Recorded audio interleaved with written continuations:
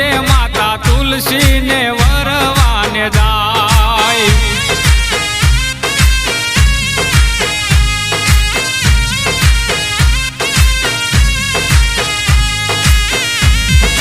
હે